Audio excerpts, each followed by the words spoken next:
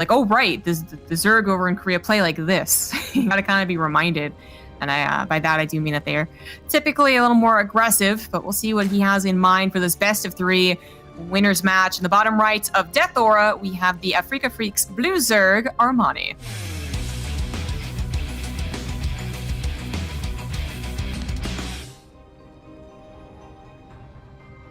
And in the top left position, we have the red Protoss player. He is Neeb.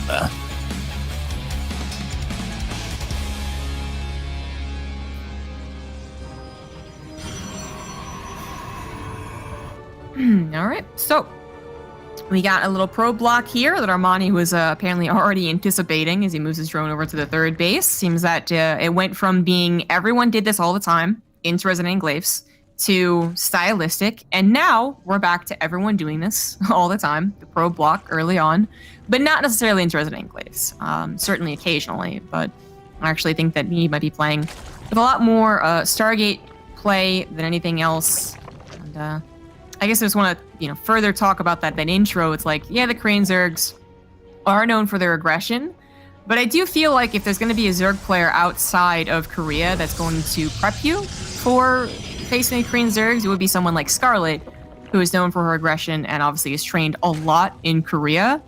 But even with that, Scarlet still has always been more unique. Always has a couple of cheekier builds, something that, no regret in her concocted and whatnot. So I do think aggression is going to be something Neeb's very familiar with. I don't know if he's at all familiar with Armani's particular style of ZVP. Yeah, I was going to say that's the weirdest thing, right? Is if your barometer for Zergs as far as the American tournaments go is completely different than most other regions. But then to some degree, Scarlet does like to play that aggro style. And if Armani brings that out, then Neeb may find himself more in his comfort zone, if that makes any sense, which I guess we could see. I mean, somehow he apparently adjusted very well to Clem, right? Despite the fact that your Terran sample in NA is like Future and Masa, pretty much, right? And that's the degree to which they're going to push you. You usually wouldn't expect it to be from the guy that beat Raynor in the grand finals and, in a best of 7, right? That's not how things are supposed to work here in everything upside right village. Yeah, as opposed to the upside down that we're currently in. Yes, exactly. Thank you. Yeah. And that's like Scarlet showed like a couple of Swarm host builds, right? Which I do think is more of a Scarlet special than I would expect of a lot of Zergs. I do think Korean Zergs. I do think the Koreans are going to do it occasionally, but as far as Armani bringing it out in this best of 3, I'd be a little surprised. And I don't think it's going to happen on Death Aura, regardless. Maybe some other maps that we have later down the line. Neeb already starting things off with a Void Ray first, which is obviously become an option for Protosses. And the Protoss has really been using this to be kind of tricky, honestly. So not only does it cover you against... Ooh. Oh, it finished. I was kidding. I thought he canceled speed. So not only does it cover you as far as killing the Overlords, hiding a Resident Enclaves, hiding a, just a regular game, 3 bases, it also can now kind of hide the Void Ray production in general, if you do want to go for the 4 or 5 and kind of go across the map. The Overlord even tries to go back and see what is that second unit, and I think it barely was able to see that it is an Oracle. Very important to have that type of information as this Void Ray comes out. And I was going to say, we did see a handful of European Zergs bring that out, the Swarm host build, but it's that Swarm host timing build, the one where it's like your queens go across the map, you have some roaches and ravagers, and the Swarm host kind of do that first volley, and then the roach ravager tries to play around it. And that actually did have some degrees of success. So it's not that I'd be crazy surprised by it, but it's not, it feels like it's a bit more of a specialized type of build for certain types of players that are maybe very passive or try to play too defensive. I don't see Neeb as that guy. I think that's one of the reasons why he's been such a lauded American player, especially, is that he's good at getting out on the map, but also macroing behind it. Whereas, most of the best players are going to say, yeah, they're really good at doing one of those things in sometimes like a crazy fashion, and they can still win and look fun from it. But you're not going to see them like consistently be able to just do like softer or harder versions of standard strategies where you don't really see a whole lot of American players that can actually pull those builds off.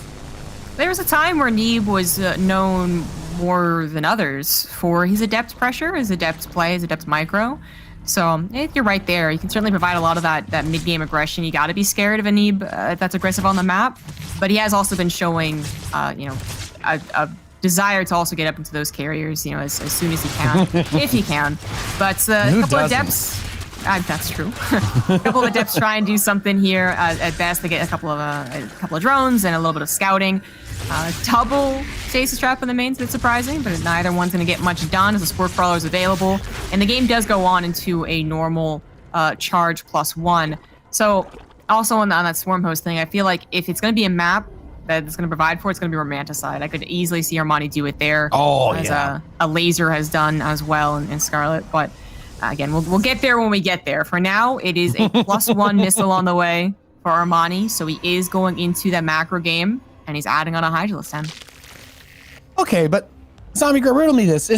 It's not extremely common that we see going into like Hydras, especially out of Roaches. Like if it's going to be a Roach Hydra sort of setup, I'm going to be quite surprised, unless it's just that he wants to get Roaches just defensively purely, because this is also going to line up for a pretty wild attack from Neeb if he chooses to go for it. And I'm not sure if Armani has 100% keyed in on it yet, because it's like, oh yeah, I took all my gases, I'm macroing hard, but 5 gauge charge and +1 are all about to line up real close to each other with this prism that just came out. So if Neeb wants to start bringing some pressure, or even just a little, even if it's just with the warp prism, he can. And yeah, that's the brunt of what he has, which, I mean, honestly, it isn't a lot, but that's why you have 7 gateways now, or 8, however many, off 3 bases, to try and shut down this 4th, which would be really huge if he could do it. But there's already a pretty significant number of Ravagers there. Yeah, this isn't catching someone going up to 80 drones and skipping Roaches, right into Hydras. This would kill someone like that, and killed Scarlet, actually, in one of their games. So this is someone who has gone to actually a stable 67 drones, and then as they kind of sized up the push, they're like, oh, I can add a few more, so up to 71, because they knew they were going to defend. This is the safest way to get to one of the most powerful tools you have, which are the Hydras. So it's not that you're blitzing there. You've protected yourself. You're not going to get bopped by a silly little push. Not even going to lose your 4th base or any mining time at all. You get there safely. You get there with the upgrades.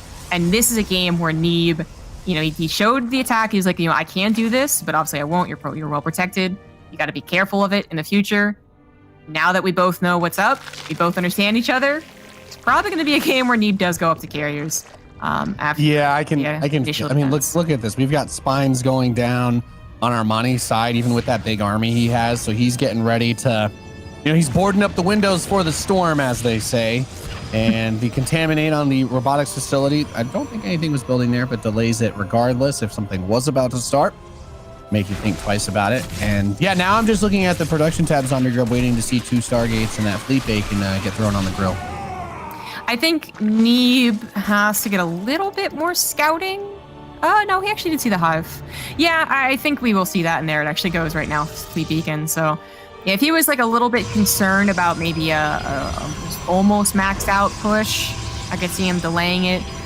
And now he's adding on the Stargates as well. He's got Storm. It's a defensive macro map when it comes to the 4 bases, especially. So he's got that high ground to work with on the ramp as his army moves down it. The 5th base gets a little more questionable. But the 5th base is a concern when he's probably already on a couple of carriers, which is still a ways off. And Armani, they're actually, I'm a little surprised by how much Armani dived right for the late game, actually. Like, sure, Roaches first, Lurkers second. That's nice and safe, gets to a powerful army. But even the Spine Crawlers are already being added. It's, I don't know, it feels like more like what I expected from a European ZVP. They both are just like, yep, let's macro, let's do the dance, let's go to the late game. Here we go. Rev up those carriers. 3 on the way, +1 air. Buckle up. If you forgot to make yourself a snack before this game, it's not too late, because it'll take at least another 5 minutes for the carriers to reach critical mass, to the point where Neeb will actually want to fight. But then, you know what? Right on the other side, the Nidus network starts up. So Armani's like, okay, buddy, we're not doing it like this. We're not getting ourselves into an hour-long brawl. He's going to perhaps try to pack a hell of a punch before the carriers reach the tipping point. And especially since they removed Graviton Catapult, which was like 200 burst damage per carrier, the efficacy of them has greatly dropped until you can have enough that all the interceptors get out, but it's, without losing all of them in that little window of time. If you can get 9 carriers to unload over the Zerg army, they're gonna have a good time. It's just they're not gonna burst out and wipe out half the Zerg force in the first 2 seconds of that like they used to. And that's kind of been a problem in some past engagements that we've seen. It's like the Protoss gets to a pretty damn good army, but then they're always pretty shy about taking the engagement for understandable reasons. But then they're forced to, and instead of taking it, they try and run away. And it's like, you probably should have just let all your interceptors fly out and at least try and take a good engagement. But wow, that's a lot of hallucinations. You really want to know what's going on. They're coming out.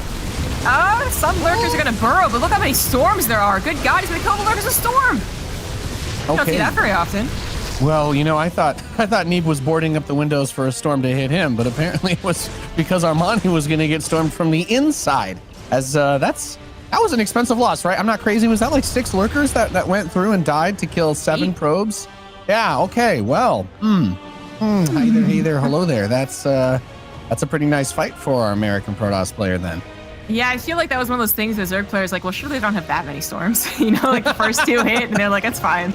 But it takes a lot of storms to kill the lurkers, and the lurkers get, push off the High Templars, the Hydras pop out. Like, that could be a very fatal attack. But it wasn't. It was actually a bad attack from Armani, who gets to recover because we're not having many engagements anyways. I mean, total resources lost right now is not indicative of the type of position we found ourselves in. There wasn't a lot of trading before this happened. Both of them, skyrocketed up here, already building a humongous spore crawler wall. Again, just like I was like, okay, the Nidus Swarm, all right, this is what I expected, But then there was one Nidus Swarm, it got slapped down, and I was like, okay, 20 spore crawlers, let's do this. Yeah. Oh my goodness. The field of spore crawlers, like that's some straight up nightmares. Like you're a carrier, you're flying over, you see that, it's like seeing like the 700 pods with the people in them in the Matrix, and you're like, oh my God, this is reality. I don't want to have to deal with that. You cannot attack into that spore forest if the whole Zerg army is there. So Armani effectively trying to erase that bottom left position from being a viable engagement path for the Protoss opponent. And he's, Neeb's building a few more Void Rays. Zombie Grub, I have to say this, despite any argument that anybody has ever tried to make since even the Void Ray buff, they do not appear to be, from what I've seen, remotely useful in any actual big fight. Like almost ever at all. I just don't. It just seems to rarely ever happen. Like I feel like it's almost 100% of the time better to just get to like 10 carriers and just support those. But maybe I'm crazy. Maybe this is the game where the Void Rays make some magic happen. It's just every time I see them in the production tab outside that first one, I start to get real nervous. I can remember, I think I was casting with Creighton maybe, but there was a super late game on this map with Showtime, and he should have won it, but he had like 10 Void Rays, not a part of the fight. They were like chasing after a queen or something. Oh God. Yeah. See, that would have won him the fight. That's exactly the kind of crap I'm talking about. Yeah, exactly.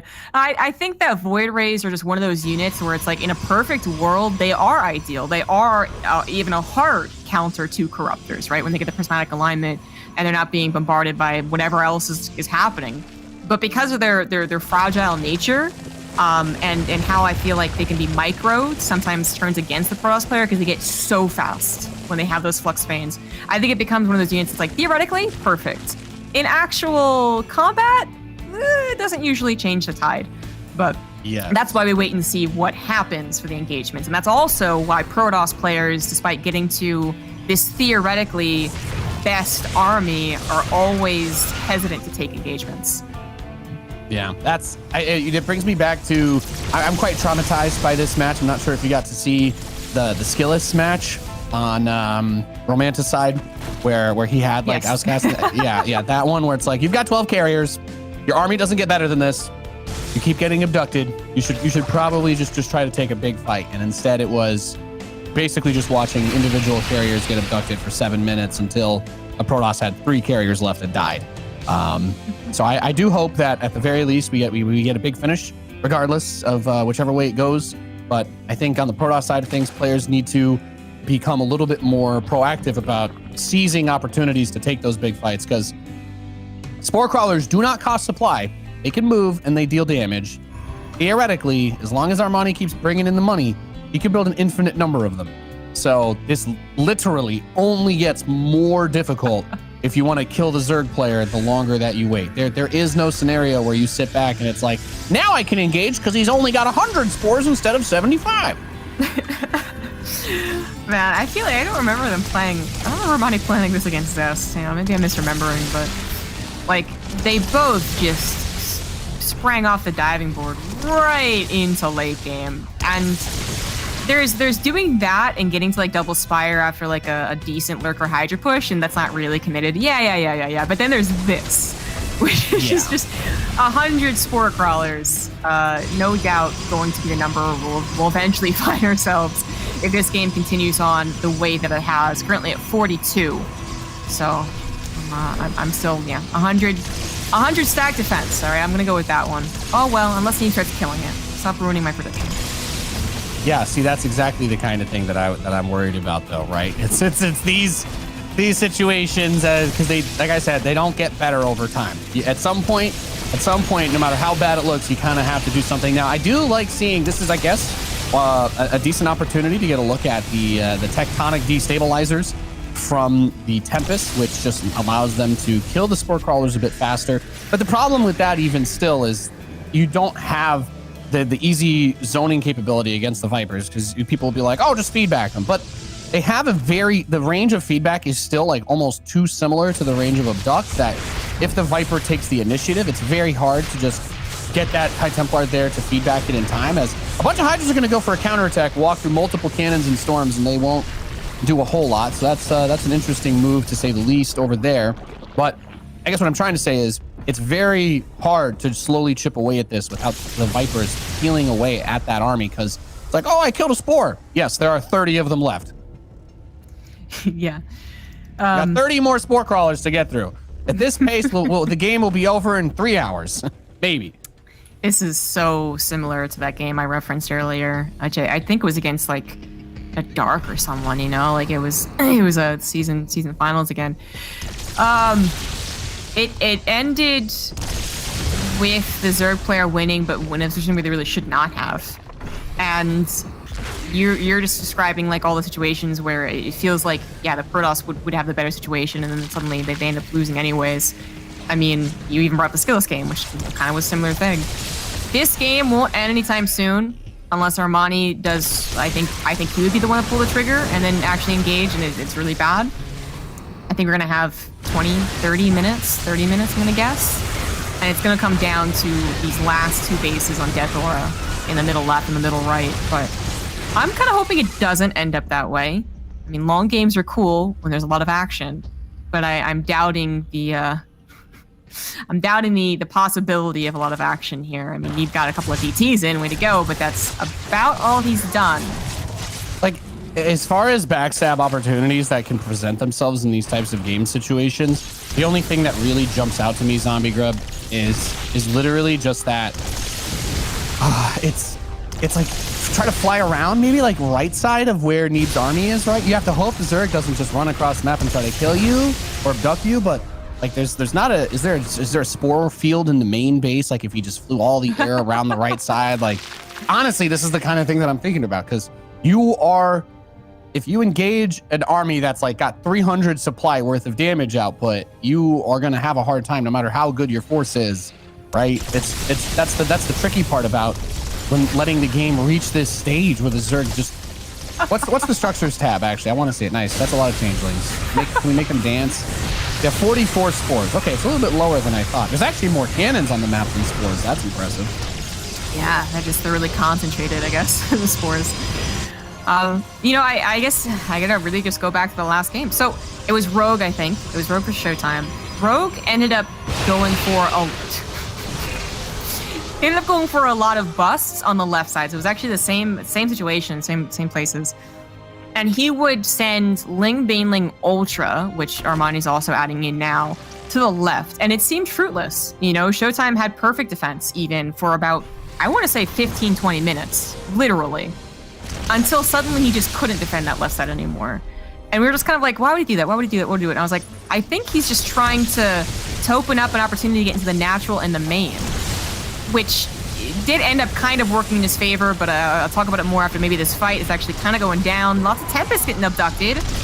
I mean, it's again, not going to be the end, but Okay, there's a little bit of action there, a little bit of trading. Yeah. But they both got a decent bit of money, and at the very least, on the Protoss side of things, when the resources are this lopsided, you can make like 5,000 Archons if you need to. That's not necessarily what you want to do if they're going to be shooting static defense while lurkers kill them all. But you have that option. Yep. And I don't know. I'm trying to think, like, as far as like creative solutions to this problem go, I don't know. Like, at what point do we get like the 3 prisms trying to fly into the main base and like get like a couple through and maybe kill some tech from behind, force the army to reposition or the Vipers to move? I'm not sure. And this is becoming such a straight up engagement type setup that I feel is, I mean, with the mothership, that actually does help a lot with keeping the Templar able to be a little bit more forward in these spots. So it's harder for the abducts. But like, where's the path to victory when you do this? You know, like, is it, I guess it really is just wearing out your opponent and hoping you can get them to make a bullheaded move before it's too late. Again, I think that's what Rogue's plan was. A lot of it, he was really just sending over like most of his supply over to the left side to break it, and he eventually did, and it eventually broke the natural too. And then he got access to the main base, which meant that Showtime was pretty all in, or at least had to spend a lot of minerals rebuilding things that he wanted to rebuild. In that game, though, it took so long, it didn't end up mattering. It took so long. Showtime rebuilt what he needed over to the right side and just like reinforced when he had to. But he was like, it turned out to one of those like, you know, 0 probe situations, full army. Armani could try and do the same thing. And like, if he was maybe faster, harder, actually cleaned up the left side of Death Aura, I could see that being a good tactic. But clearly, Armani is not thinking the same way that Rogue thought about that particular 45-minute VVP on Death Aura. He is thinking about that direct engagement. And when it comes down to the direct engagements, I'm not really sure if either one of them were anticipating taking the better fight with the way that's it's set up here. I mean, the Zerg moving to cannons and shield batteries, the Protoss moving into Spore Crawlers and Vipers. Like, no one should ever feel confident about taking the fight. Yeah, and I was really talking about it like this earlier because it is a little bit easier to get that Spore setup since you can move them. But now that it's a Spore forest outside of a cannon battery forest, I mean, we've got 2 competing ecosystems fighting over the same water supply, Zombie Grub, and one of them is going to eventually get starved out when this happens, and you know the other's roots will take over and take those nutrients. But you're completely right, though. We've reached that tipping point where if the Zerg attacks into the Protoss army with 15 cannons and 7 batteries and an overcharge and all that, the Zerg will get wiped. If the Protoss attacks into the Spores and Spines, and the whole Zerg army, the Protoss will get wiped.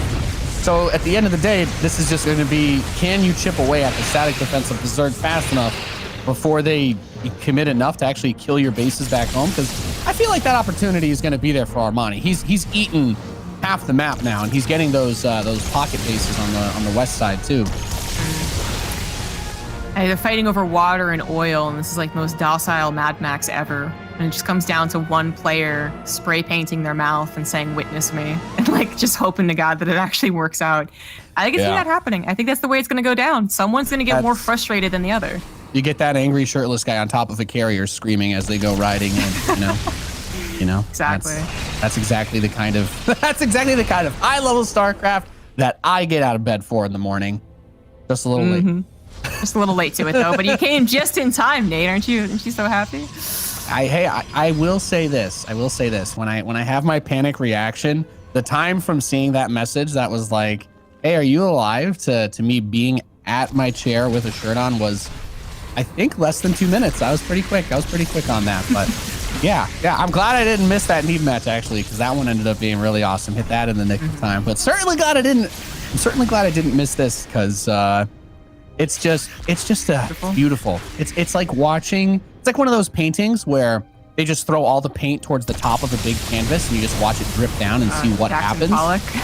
Yeah, it's literally one of those. Whoa, he's actually going for it, man. He's got Neural throwing down the Tempest. Corruptor is trying to focus fire, but occasionally actually hitting Interceptors is not exactly what you would want. Prismatic Alignment has actually been in effect. No, actually, it's going into effect for Armani now, as he's neuroed those as well. He's even neuroed an Oracle, for the love of God. I don't think he recalled the rest, but yeah, he recalled the rest of the Immortals and the High Templar over underneath the army. They actually instigated all but one of the Infestors, and that one is now dead too. So I'm like, okay, well, I'm sitting there watching Neeb's army get obliterated, and he's like, call an ambulance. And then the recall triggers, and he's like, but not for me.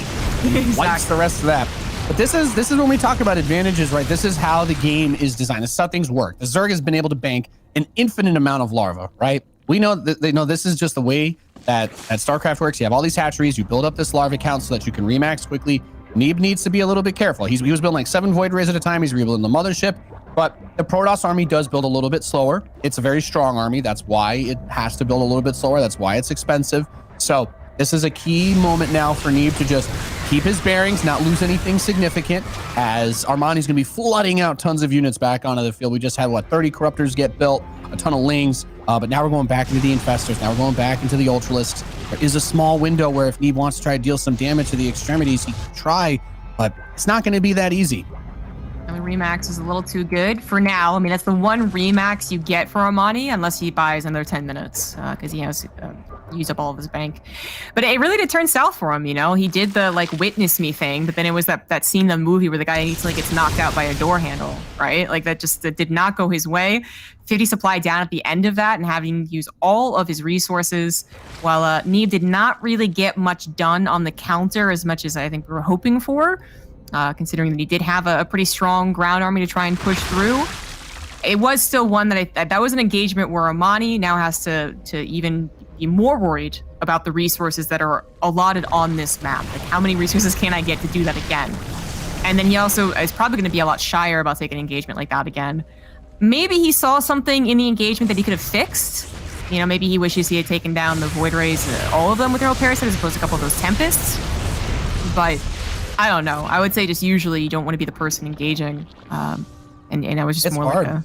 I think it can it's work. Hard whenever maybe carriers are involved, though. Even with Neural, whenever carriers are involved, you get weird AI stuff. So there's the extra step added of you need to make sure you focus fire down the carriers if you Neural the Void Rays, which is not easy, obviously.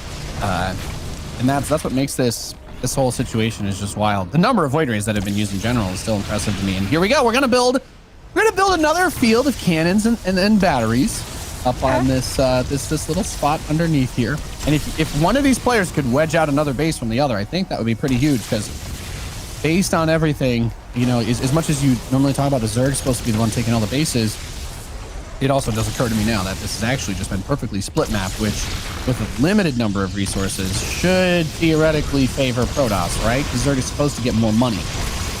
Yeah, Death Order actually doesn't have that many. I mean, it's got a decent amount of bases, but it's not like it's Ultrazine Stronghold. Yeah, no, well, thank God for that. Yeah, absolutely. 5 people in chat just cringed. Yeah, the people remember that map. That was terrible. That was terrible for many reasons, actually. Yeah. Banelin's coming in to try and crash through the stack defense, but getting stormed to death beforehand. Once again, Armani not being shy about moving in for the engagements. He's finding a lot of Void Rays, though, with mostly Corruptors, a couple of Parasitic Bombs, sure. But once again, Armani is just, well, he's going to tap out this time. Not do that. Not go into a dozen Spore Crawlers and late game. He tried one little Nidus tactic, and that was kind of it. He was headed towards the late game, and then just embraced it when Neeb also headed towards the late game. Here on Lightshade, one of our shortest maps, a lot of open fields. I'd love to see Armani actually play more so with the Lurker phase or with the Roach phase. I'm down with that. I think something else important, the biggest thing, like when the Corruptors were trying to chase the Void Rays after they poked the mineral line on the base that was right outside where the main was on Death Aura, there's only 2 cannons there. He tried to do a Lurker drop, and there was some carriers and Tempest there. As soon as they killed it, they got recalled. And I'm like, at what point do you try to really heavily commit to something like that? Maybe take 4 or 5 Overlords or build multiple Nidus networks and try to just hit multiple bases at once. I asked myself, how much can you try to get away with that when you have a big bank? But I understand that both players are worried about getting into fights, and it sounds silly, and it sounds like, it's very easy to say as an observer or, as a caster, I guess, in this instance. It's oh, well, if he tried to get just do the 3 prism thing that some players do, run him around the side. The main base didn't have anywhere near as much as any of the front areas, right? Is there a way to sneak the mothership in and get a big recall, right? And then you can kind of, the Zerg has to fight you because you're in their base, but the spores and the spines aren't there. So it's still a little bit more of a favorable engagement for you because the tech is all there, right? The hive is exposed, the spire, and I felt like sometimes these games get a little bit tunnel visioned on the direct engagement, but I also understand at the same time that the direct engagement there decides the game when you're playing with such big armies. So making the best move is really, really difficult for either player. And I mean, he could easily have thrown the game if he tried to do something like that, right? Like, I'm not going to pretend it's an ace in the hole move, but I think that there's still a lot of room. I guess what I'm saying is there's a lot of room for this type of scenario to grow in terms of what players will be willing to do or try to pull off in these situations. Again, Rogue kind of tried what you're talking about, and it ended up with him. He was supposed to lose the game. It didn't happen, but that's for another reason. He was losing the game for sure. So there's really not like a brilliant answer, like a direct, like, you know, oh, well, clearly Armani should have done this. Like there's a lot of question marks. And I think Death Aura might just be one of the more brutal maps to allow a Protoss to get to that stage, because there is that very strong expanding yet defending. It's one of the best defensive maps in that way. Yeah. Everything built around those first 4 bases is almost impossible to break. So I completely get that. Yeah. Well, Lightshade is quite different. So Lightshade doesn't really have a super secure third. You know, it's good enough, right? This is the Void. A lot about third bases, but fourth gets a little bit stretched out. Fifth base as well. Lots of concave opportunity on top of the bases too, whereas Death Aura has a couple more of those high ground ramps and chokes to work with. So just that with the map, we should be seeing something very, very different. And I think it would be started by Armani. A lot of Protoss players are going for Resident Glaives in this map, and Neeb could have maybe done a follow-up Resident Glaives to start gate, but he does not seem to want to do that.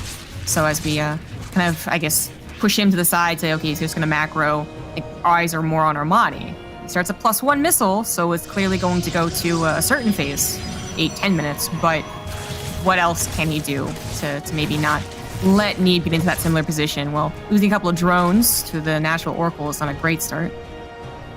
Yeah, this the Oracle play in the early game is something that a lot of Zerg players have gotten pretty good at figuring out. Now, with this really quick +1 missile attacks, do you think that this is it then, what we're talking about, what we were alluding to at the start of this game, that perhaps he's not going to try to let this game go crazy long? Or I don't know, that's it gets me excited because there's no lair on the way. So if he's not going to have that lair done, or unless I just completely missed it while I was listening to you, I think it's only just now starting.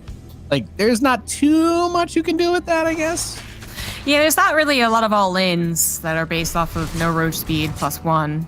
I think that Roachborn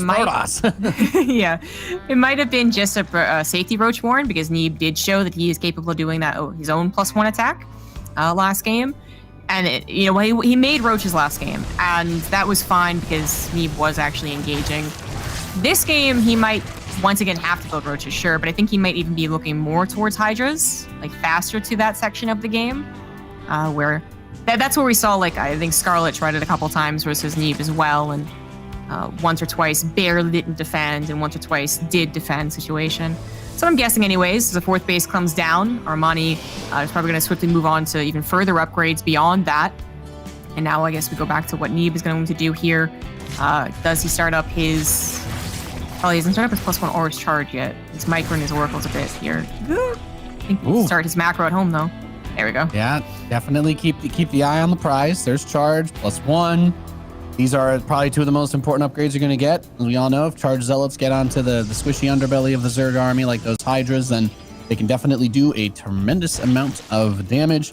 You still want to try and do a little bit of a body check or a gut check on that 4th base. If you can knock it down, great. If you can't, well, at least you force the Zerg to invest and commit to be able to defend that, right? You don't want to let the Zerg player just coast and eat the map and do all of the Zerg things, because that's how you lose. That's how you lose games of StarCraft.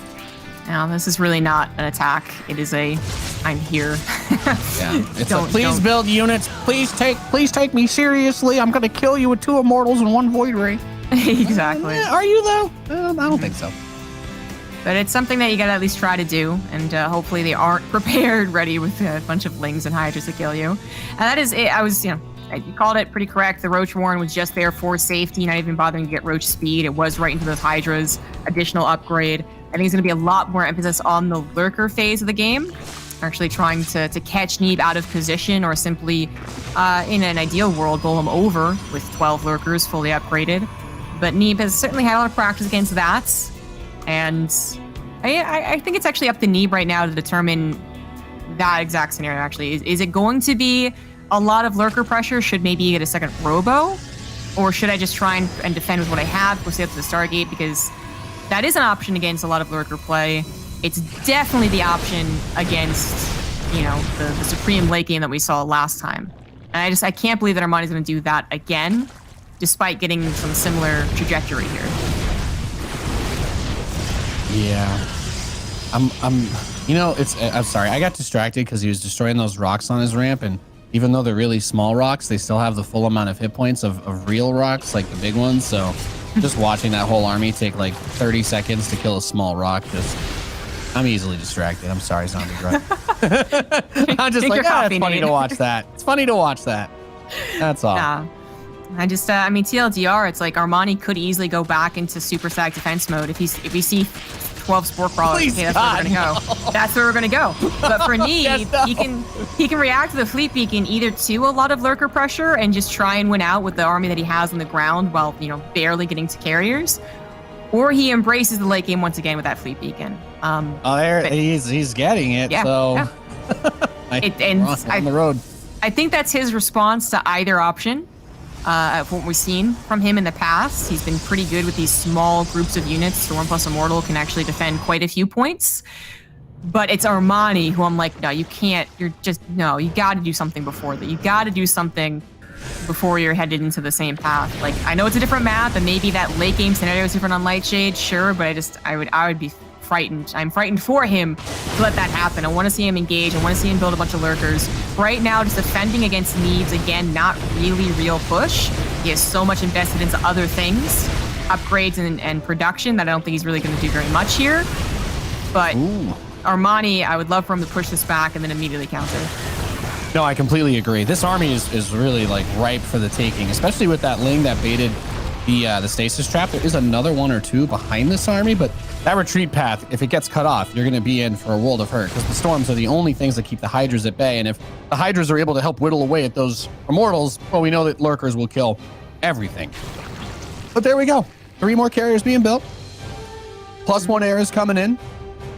Only thing I'm going to point out is that I actually really like how Armani has focused on his Carapace upgrades. I think this is a really important thing, because the carriers are going to come out. Even if that +1 finishes soon, they're still down 1 upgrade, because +2 Carapace is about to finish at a decent time. There'll be a short window where it's even. But I always feel like if you're playing against like carriers or battle cruisers, anything that shoots really fast, right, you're going to want to have those armor upgrades, because they really do pay for themselves a lot more than versus other units. But that's what you were talking about, this big counter coming up from Armani. That is a tremendous number of lurkers, and there are only those 3 carriers finishing right now with the +1, but carriers do not spawn with full interceptors, so he needs to be very cautious about making sure that he has enough to take this, because if all the interceptors just get swatted down immediately, there won't be much to stop the lurkers from continuing to advance as they knock down the cannons, knock down more of the shield batteries, and the carriers have to rear their ugly heads. Those Immortals now have their shields back, plus they're already low, so engaging on those lurkers, even though the number has been cut a little bit, is probably not a fantastic idea. He might have to give up his 4th base. He's actually going to go for it. The Immortals have their heart and shields once again. Carries a few more interceptors, a couple of storms hitting both lurkers and Hydras, and he is actually going to clean this up. Armani a bit distracted from some zealots on his own 4th base, has a lot of his reinforcements dealing with that as opposed to supplementing his forward army. Neeb just showing how good he is with the army he had, right? I was saying that he's found himself in this position before, and sometimes he gets caught out of position. His carriers aren't in the right place, his storms aren't plentiful enough, sure, that happens. But other times, Neeb has actually shown great use of what seems like a small army. Only 6 Immortals and half a dozen charge lots. Only High Templars that will get ripped to shreds if they get close to those lurkers. And then he once again breaks through. Excellent defense there from Neeb. Armani, with that not working, I mean, he really does have to think about how he plays the rest of this game out. Either he tries that again against more interceptors and more carriers, and it probably doesn't work, or he kind of feigns aggression while getting double Spire and all the gas possible on the map to transition to the late game. So it's kind of a question of, like, I mean, if he continues doing this, it's almost getting more all in, right? Every second that passes, because you just don't beat out late game Protoss air armies with Hydra Lurker. No, you absolutely don't. At some point, you have to have that healthy corruptor count with Vipers, because the carriers, I mean, Corruptors have 2 armor by default. They have the 2 Carapace. That is one of the big reasons why they're good against carriers, because they can't really kill them that effectively, especially if you get upgrades like that. So you really need to be cautious with that, because the other important thing to keep in mind is that Hydralisks are, they're pretty squishy. Zombie grub. I think, you know, if you eat a full storm, the carrier would probably kill it in like, what, 1 hit, maybe 2, I guess. So that's one of the other big important things to keep in mind, as the lurker count is not always going to be to your benefit. If you get too many of them, then you don't have enough supply available to actually build the number of hydras that you're going to need to actually kill those carriers. That Spire is a long ways off, and only a single one too, so he'd be behind in upgrades for quite some time. He's going to try and engage on top of this army. Just a YOLO move right there, but there's so many storms. I don't think that worked out. I mean, I guess he got rid of a lot of the storms through the hydras, so there is that. A parasitic bomb as well, injuring these carriers. Could we see Microbial Shroud? I think we actually should. If the army looks like this is actually when Microbial Shroud should be used. How dare you invoke the dark text, zombie grub? How dare you try to summon dark Wiccan magic in this StarCraft game with Microbial Shroud? Well, there's a lot of Lings and Hydras that are going to be coming up. Yeah. Behind this is the Interceptor count was also largely culled. So Neeb's going to continue to reinforce. He wants to drive the nail in through Armani's heart right here, right now. Vipers are trying to get more energy back. Zealots continue to hack and whack and smack away at this army. They do kind of get separated a bit. Nice abduct on the Prism. Eliminating that is actually super important. Yeah, that was a really nice abduct, and the Interceptor is not quite plentiful enough, maybe it looks like. It's not really close. I mean, the amount of charge lots actually ended up being the real problem, as the Hydras were left undefended after the Lurkers just YOLO'd on top of the army. Some tech structures going down, but he's going to target down one of the carriers. I think he lost both of his Vipers to that cheeky Void Ray, actually. They were soaking up energy on the hatchery, and he really could have used an abduct there. I mean, that's probably much his only... And Microbial Shroud, I'm honest, I'm being real right now. That's what you're doing against the Interceptors. But targeting down the last carrier is still not going to be enough. Armani has lost 51 drones, 2 bases. He's at half the supply if need. It looks clutch on the front lines, but on the back lines, Neeb's macro he's unhindered. Yeah, no, he's looking good. I mean, not really too much more I think we need to say. It's 54 supply to 134, and carriers are still in the production tab. Actually, well, I mean, Neeb still has a production tab, which also kind of says everything we need to know at this point. That was a very well taken fight. I really like how decisive Neeb was in this series, and I really enjoyed the way that, as you were talking about it, that big siege up on the 4th, where it's like, oh, is he going to pull back? Is he going to give up the 4th base? I like that Neeb looked at it, recognized, okay, there's a chance I can win this, maybe not 100%, but I'm going to go for it. And that confidence, that step forward, he obliterated that army, took it all the way back across the map. And I mean, he secured himself a game-winning position. This Hydra Den's going to finish, and Armani's got $100 to try and do something with it. And that's not going to be the answer. I think all you got to do is mostly just try to sidestep where the lurkers are with the ground units. Or I guess if you feel like you want to take a cost and effective fight and just end the game now, you could just kill all the lurkers too. That's also okay. Just lead with the carriers, because there's not really many / any Hydras anymore. Parasitic bomb the observer. That was his last hurrah.